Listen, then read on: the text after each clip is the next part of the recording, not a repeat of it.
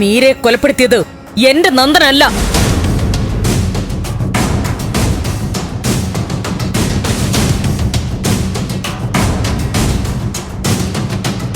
പിന്നെ നന്ദന് വേണ്ടി ആരത് ചെയ്തു? നന്ദന് വേണ്ടിയല്ല, ദേവിക. അവളും അവളുടെ അച്ഛനും ചേർന്നാണ് മീരെ കൊന്നത്.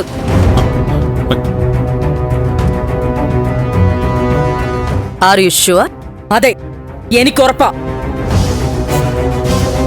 ദേവികയാണ് മീരമോളെ കൊന്നത്. അവൾക്ക് മാത്രമാ അതിന്റെ ആവശ്യമുള്ളത്.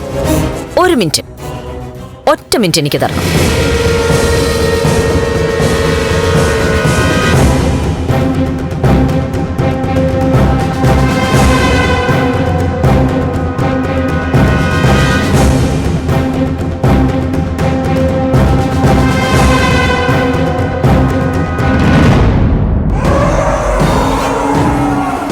മോളെ രജനി, നിന്റെ അമ്മ പറഞ്ഞത് കേട്ടല്ലോ.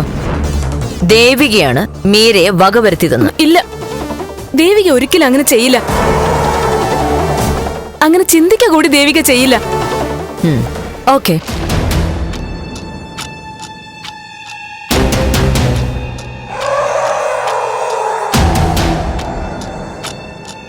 സർ, സ്ഥലം MLA വീട്ടിൽ വന്ന് അങ്ങേ തന്നെ ചോദ്യം ചെയ്യാണെന്ന് വിചാരിക്കരുത്.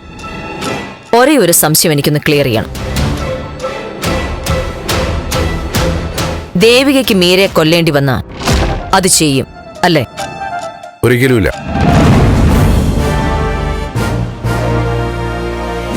ദേവിക എന്റെ മകന്റെ ഭാര്യ ആയതുകൊണ്ടല്ല പറയുന്നത്.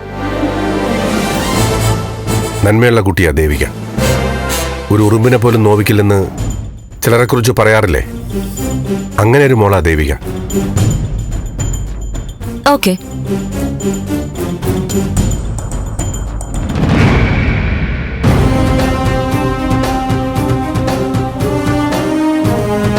നന്ദ, മീര നിങ്ങളുടെ ജീവിതത്തിൽ ഒരു തടസ്സമാകുമെന്ന് വന്നപ്പോ ദേവിക ഒരു തീരുമാനം എടുത്തു.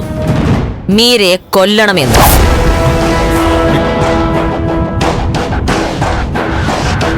അവളും അവളുടെ അച്ഛൻ മാധവനും ചേർന്ന് ആ കൃത്യം ഭംഗിയായിട്ട് നിർവഹിച്ചു അല്ലേ? പച്ചക്കള്ളമാണ് മാഡം.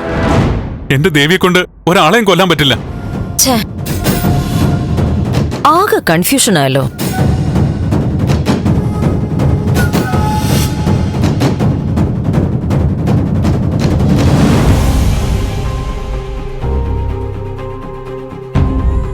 മാഡം, ഈ വീട്ടിലെ മറ്റെല്ലാവരും മാഡത്തിന്റെ അഭിപ്രായത്തിന് എതിരാണ്.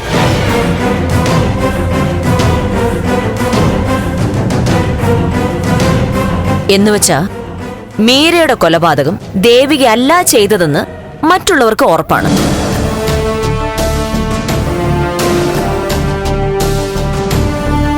അപ്പോ ഇനി ഇവരോട് സംസാരിച്ച് സമയം കളയുന്നതിൽ അർത്ഥമില്ല. നമ്മൾ തമ്മിൽ സംസാരിക്കാം. അതിന് സമയം വേണം. സമാധാനത്തോടെ ചോദ്യവും ഉത്തരവും പറയണം.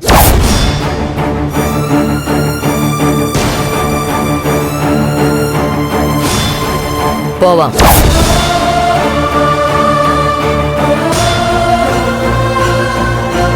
ഇനി നമ്മുടെ സംസാരം എന്റെ ഓഫീസിൽ വെച്ച്.